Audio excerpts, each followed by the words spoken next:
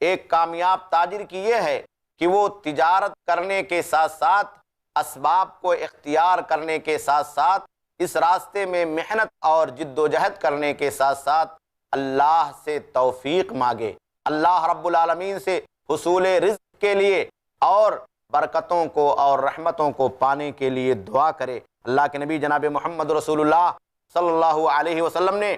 دعا کی بہت بڑی فضیلت بتائی ہے۔ آج ہماری اور آپ کی زندگی میں یہ کوتاہی آتی جا رہی ہے کہ ہم اپنی ذات پر زیادہ اعتماد کرتے ہیں، اللہ کی ذات پر اتنا بھروسہ اور اعتماد نہیں کرتے ہیں، اسباب پر ہمارا بھروسہ زیادہ ہوتا ہے، اللہ کی ذات پر ہمارا بھروسہ کم ہوتا ہے، جبکہ ایک مومن کی شان یہ ہونی چاہیے کہ اللہ پر بھروسہ زیادہ ہو، اسباب پر اعتماد اس کے مقابلے میں کم ہو۔ اللہ رب العالمین کی توفیق، اللہ رب العالمین کی رضا اور اللہ رب العالمین کی مدد ہمیں اور آپ کو تجارت کے اس راستے میں حصول رزق اور روزی کو تلاش کرنے کے راستے میں مانگنی چاہیے۔ اللہ کے نبی جناب محمد رسول اللہ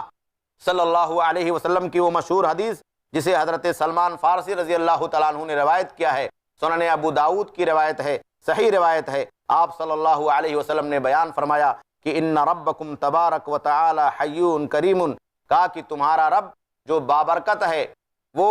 انتہائی شرم کرنے والا اور بزرگ ہے، یستحی من عبدہ اذا رفع یدیہ ان یردہما صفرا،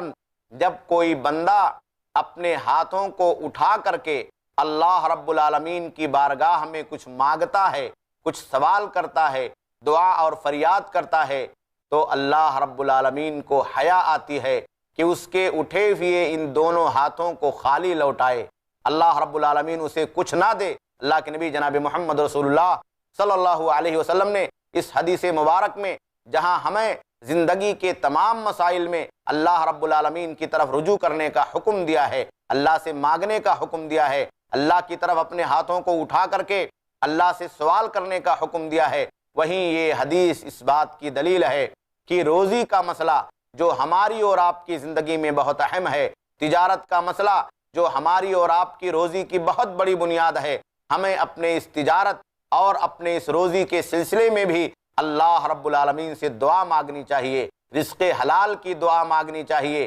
کشادی رزق کی دعا مانگنی چاہیے، روزی میں برکت کی دعا مانگنی چاہیے، اللہ رب العالمین سے اضافے کی دعا مانگنی چاہیے، اور حرام سے بچنے کی اللہ رب العالمین سے دعا مانگنی چاہیے۔ اللہ کے نبی جناب محمد رسول اللہ صلی اللہ علیہ وسلم نے تو ہمیں یہاں تک تعلیم دی ہے کہ اگر ایک مومن بندے کے جوتے کا تسمہ بھی ٹوٹ جاتا ہے تو وہ اللہ رب العالمین سے دعا مانگتا ہے، ایک مومن بندے کے گھر میں نمک کم ہو جاتا ہے تو وہ اللہ رب العالمین سے نمک مانگتا ہے۔ اللہ کے نبی جناب محمد رسول اللہ صلی اللہ علیہ وسلم نے ہمیں اور آپ کو ان حدیثوں کے ذریعے سے اس بات کی تعلیم دی ہے کہ ہم زندگی کے تمام مسائل میں، بالخصوص روزی اور روٹی کے مسائل میں اللہ رب العالمین سے لو لگائیں، اللہ کی توفیق مانگیں، اللہ کی توفیق شامل حال ہوگی تو ہماری روزی کشادہ ہوگی، اللہ کی رحمتوں کے ہم مستحق ہوں گے، اور اللہ رب العالمین اس دنیا کے اندر ہمیں اپنی نعمتوں سے